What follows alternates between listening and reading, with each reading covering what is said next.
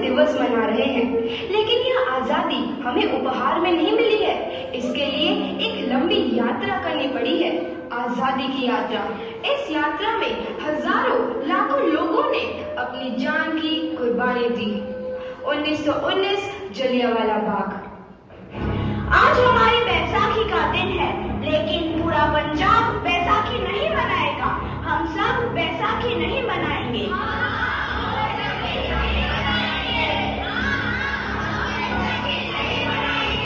जब तक हम अंग्रेजों को भारत से बाहर नहीं निकाल देते, पूरा पंजाब बैसाखी नहीं मनाएगा। अच्छा, तो तुम सब हमारा विरोध करता है, भाग जाओ यहाँ से। इसका अंजाम बहुत ही बुरा होगा। हम नहीं जाएंगे, तुम लोग जाओगे। हमें नहीं, तुमको भारत से भागना होगा। Soldiers, fire!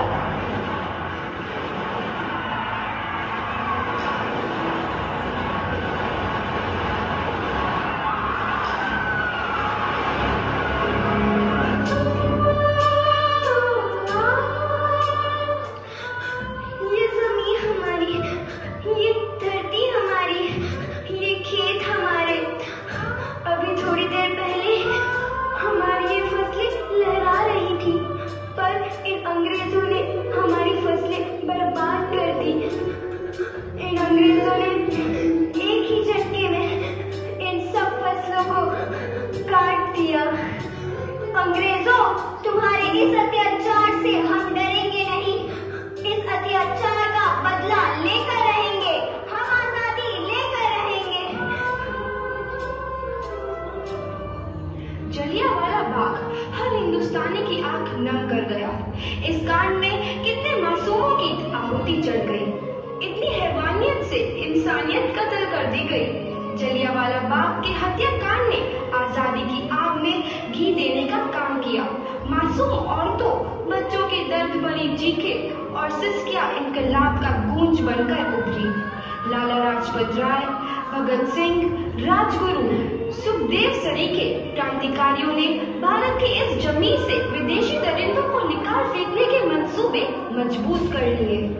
8 अप्रैल 1929 लाला लाजपत राय के नेतृत्व में साइमन कमीशन के खिलाफ एक भारी जुलूस निकाला गया।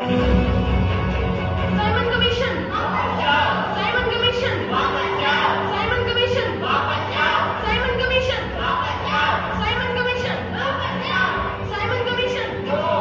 Simon commission, Simon commission, Simon commission.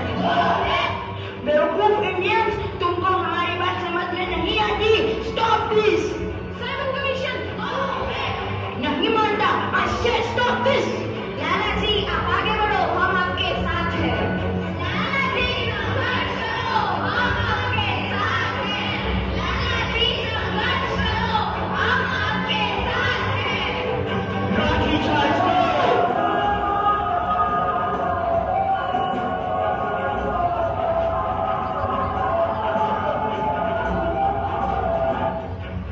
लाला जी को तो बहुत गहरी चोट लगी है, उनका सर फट गया है। मेरे शरीर में लगी एक एक लाठी अंग्रेजी सरकार के कफन में कील का काम करेगी। ये आजादी की लड़ाई रुकनी नहीं चाहिए। ये जिम्मेदारी मैं तुम सबको सौंप कर जा रहा हूँ। लाला लाजपत राय की दर्दनाक मौत के बाद भगत सिंह, सुखदेव, राजगुरु वतन के इन मतवालों के खून में ऐसा उबाल आया जिसका सामना करना अंग्रेजी सरकार के लिए मुश्किल हो गया। अंग्रेजों को करारा जवाब देने के लिए स्कॉट और सैंडर्स को मारने की रूपरेखा रची गई।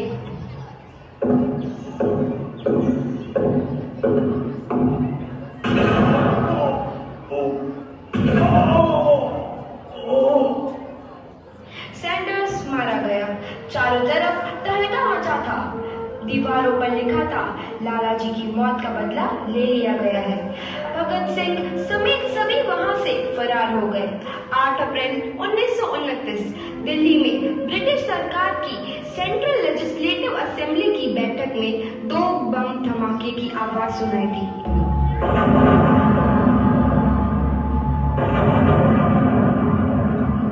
इन धमाकों ने अंग्रेजी हुकूमत को हिलाकर रख दिया। इस घटना को अंजाम देने वाले भगत सिंह, राजगुरु और अपने आप को अंग्रेजों के हवाले कर दिया। 1930 को अदालत में अपना फैसला सुनाया।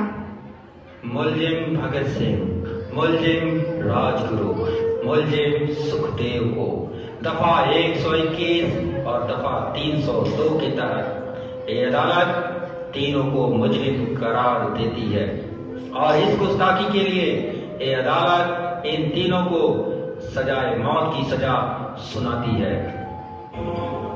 सरफरोशी की तमन्ना अब हमारे दिल में है, देखना है जोर कितना बाजुए कातिल में है।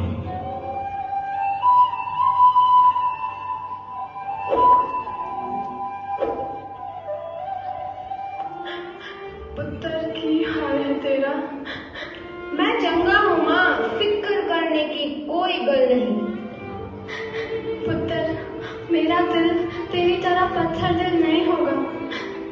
तेरी ये गला सुन के मेरा कलेजा फटे जा रहा है। माँ, मेरा दिल कोई पत्थर जैसा नहीं है, एक वतन परस्त का दिल है जो मेरे देश प्रेम के जज्बे को ताकत देता है। बेटा, मेरा लाल। माँ, आज मेरी तपस्या पूरी होने जा रही है। जे तू रोई तो मैंने तकलीफ होइया। सोच, तेरा पुत्र आज शादी करने वास्ते जा रहा है। फर्क केवल इतना है, वो घोड़ी पर नहीं फांसी पर चढ़ने वास्ते जा रहा है। आज तू क्रांतिकारी की माँ है, कल तू एक शहीद की माँ होगी। माँ, पुत्र भगत, तू इतनी छोटी उम्र में हम सबको छोड़ के चला जाएगा। तूने जिंदगी में देखा ही क्या है पुत्र? मैंने अपनी माँ देखी है जिसने मुझे एक ही बात बताई है कि बेटे, अपने देश के लिए एक बार मरना 100 बार जन्म लेने के बराबर होता है। अच्छा माँ, अब आशीर्वाद दे, आखिरी बार विदाई लेने का समय आ गया है। भगत, मेरे लाल।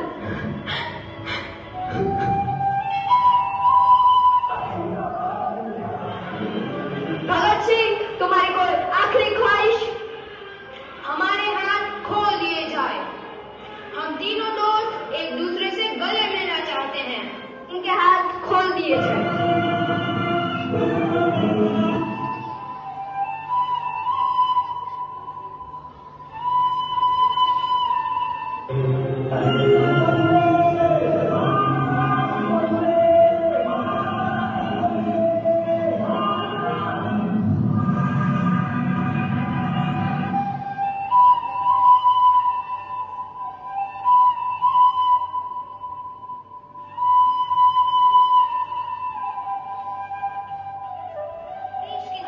नौजवान के मन में आजादी की नई उमंग हिलोरे लेने लगी।